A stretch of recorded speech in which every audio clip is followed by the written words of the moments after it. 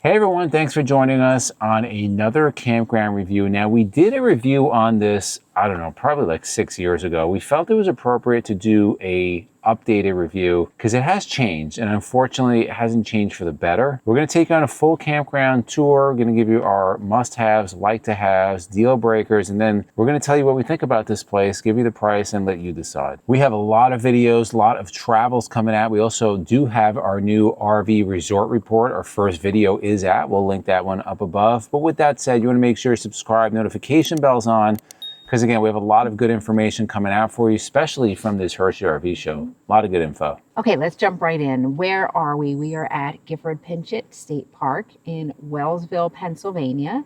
And we are here for the Hershey RV show, as a lot of other people are. So what we're going to do, we're going to break it down, as Izzy said, into our must-haves. Let's jump right in. The first one is location. Now again, we have stayed at this park numerous times when we have come to the Hershey RV show because of the location. It's far enough away so it's nice and quiet, but we're about 35-40 minutes depending on traffic from the show. You're not right on the show, but you're also not going to pay those prices, which we'll get to at the end of how much we paid for this. That's going to be shocking. Yeah, they don't give you special show, well, I say special show prices. They give you, the special show prices that they stick it to you more. Especially, we talked to somebody, they were staying at the Hershey campground and it was $150 a night. That's insane, because we stayed at that campground. That's not $150 a night campground, but for the show it is. Now, next one is site sizes and getting in and out. Now, our site is pretty good. We actually took some long walks around here. There's all different size sites, and we've seen some other ones that if we do decide to come back, not quite sure,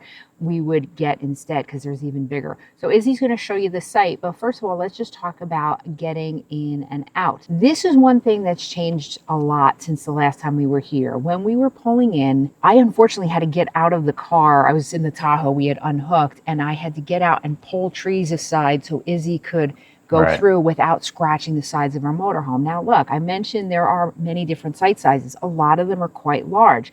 There are large rigs here. So if you have large sites, you know there's going to be large rigs coming here. They definitely need to trim this place. It's not just one spot. I actually had to pull a bunch off. Then other place, I saw a Brinkley that was in a spot. The trees were literally just hanging on top of their fifth wheel. Now, regarding the size of the access roads, the size of the roads are plenty large, but like MJ said, you got to trim. You got to trim. You can't have overgrowth like that. There's really almost no excuse for it, because we've been to many state parks and they're usually really good. And this one used to be really good, but that's one thing that is definitely different here. And some of the roads also are falling apart. There's big divots in the road. It kind of needs, certain areas need to be paved again. It's just definitely showing signs of neglect. So we are in site 101. This is a large site, 44-foot motorhome. We do have the Tahoe parked across from the front of our motorhome.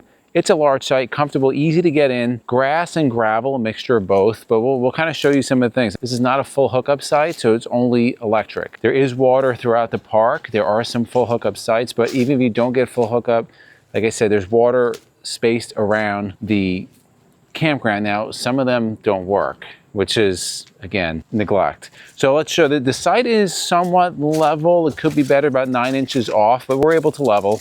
We are using our stack pads. Let's come around the back.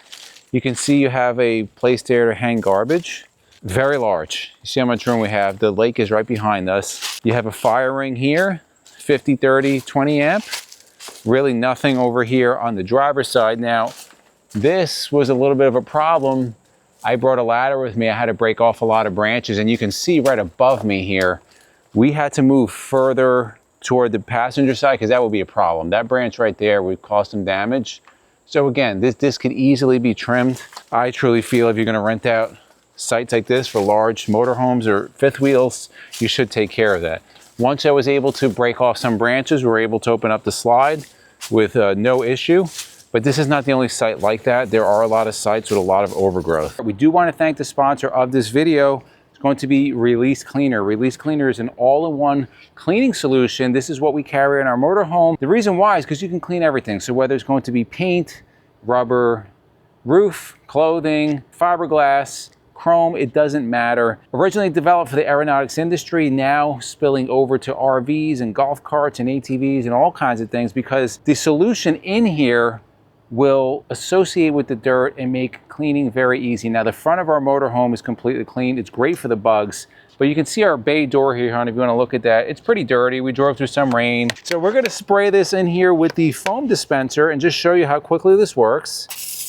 I'll just apply the foam dispenser, and you're going to see associate with the dirt. Release is made in the USA. There's no sulfur dyes or scents in here. Comes in different sizes. 32-ounce bottle will be the most expensive. However, you get the 1 gallon concentrate. You will get 80 32-ounce bottles at the strongest solution, which is what we're using. 1 part release to 20 part water. It's going to cost you a little bit over $1 a 32-ounce bottle. Let me give you a little bit more here, and then MJ is going to give me that microfiber towel. Been using this on the front of the Tesla to get the bugs off. So all I'm gonna do, you saw this, how dirty it was. I'm gonna go quickly wipe over, down. I'll just do one more time, nice and light. And then you can see the dirt right there. And then I'll just flip over the other side with the clean part to get any last remnants out. And you can see the difference between here and here, how quickly that was done. I'll just finish up over here, get in the handle, and I'll do one more wipe over. If you didn't see the video where this took beet juice out of our dinette chair on the RV, it was within seconds. It was unbelievable. I didn't think that was going to work, and it did. That's how easy it is, guys. We absolutely love this. Hundreds and hundreds of our subscribers have used this same solution.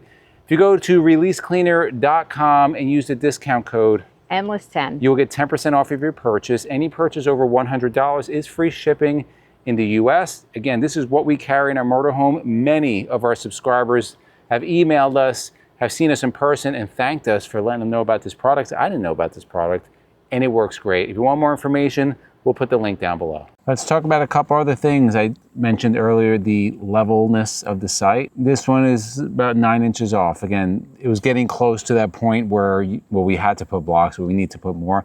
Some of these sites are more level, some of them are pretty bad. We've seen them. If you can see that it's not level, it's pretty bad. Let's talk about cell signal. We didn't set up our Starlink. It wasn't necessary. So on T-Mobile, 666 down and 20 up, that is using the Chester main event. On AT&T, 116 down, 14.7 up. Again, using the Chester main event. We did a full video about that. We'll link it up above. We also have a $25 discount code that we can link down below. And the last must-have, a lot of you travel with your pets, is, are pets allowed? Yes and no. There are certain sections of the park, of the campground, that you are allowed. The section that we are in, pets are prohibited. This is actually the last time that Bowser will not be on a trip with us. He's home with the pet sitter because we have long days at the show. But moving forward, he will be coming. So if we did come back, we would not be able to stay in the same section. There are plenty of areas that pets are allowed, so you can bring your dogs, cats, pigs, whatever you have, and they are allowed. So the next one are like to haves, full hookups we always like to have. There are areas with full hookups here. Now that's not the majority. Most of the sites here are electric only or nothing.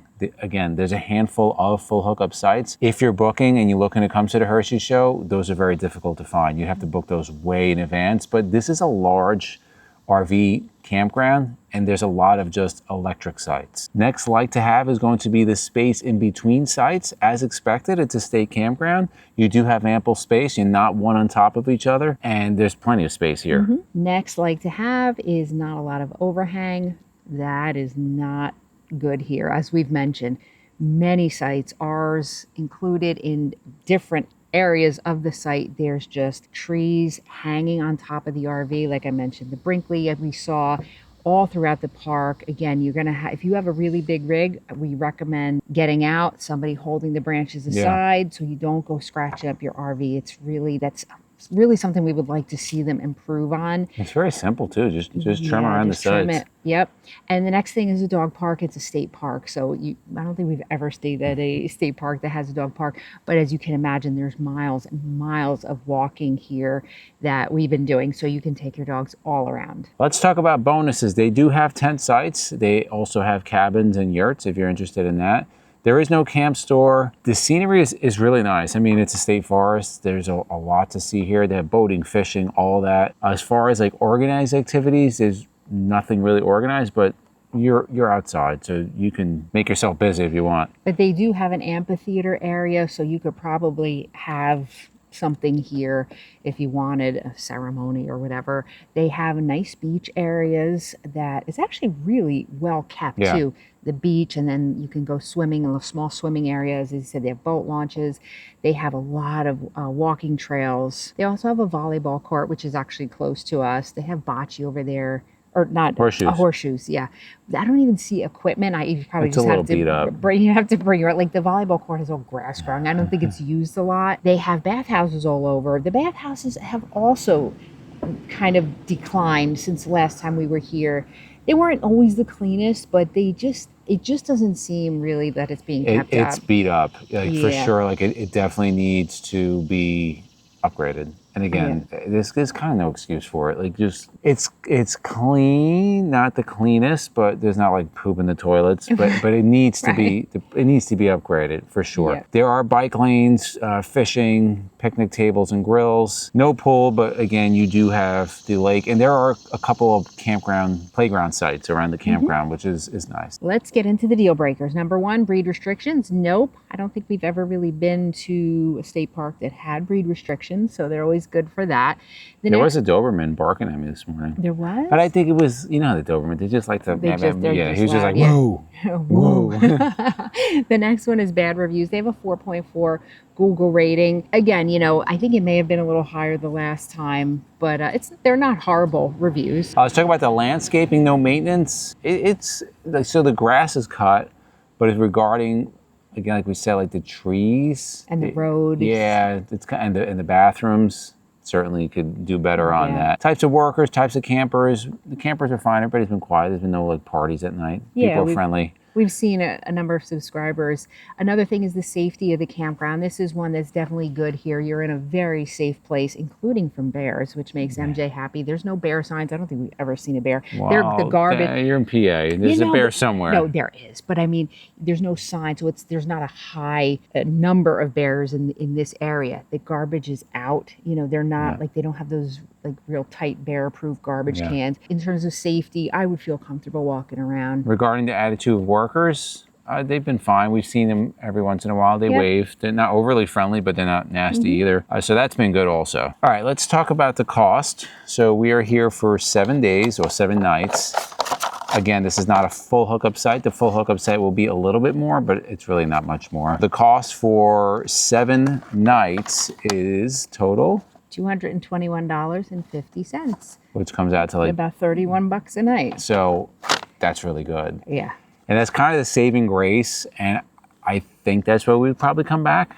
I just can't see ourselves spending like $1,000 to stay in a crowded campground. Overall, it's not a bad place, but it could be a lot better with just some simple upgrades. Yep. Even the bathroom, right? The bathroom's functional, but just trim the branches and fill some of the potholes. That's a big one, because you could really kind of damage your rig here. Right, that $31 can cost you $5,000, right? And it's just, it's so simple to alleviate that there's just really no excuse for it. So let us know what you think. We'd be back. I'm just a little disappointed that it's kind of just, they let it go, because there's so many nice campgrounds, and PA were like really nice campgrounds most of the time. But we want your feedback. I'm sure you've been here. A lot of people are visiting this place. What do you think about it? Have you been visiting over the years? We've been here, this is probably our 4th or 5th time. At least. And No, actually 6 years. We were here when we first started our channel, I remember. And this is definitely like the kind of most rundown we've seen. And not that it's horrible, but you don't want it to get to that point. So if you like videos like this to the left of us, we'll put our RV campground reviews playlist. We'll also put our RV tours playlist. And for myself and MJ, it's a journey of a lifetime. And we'll see you on the road.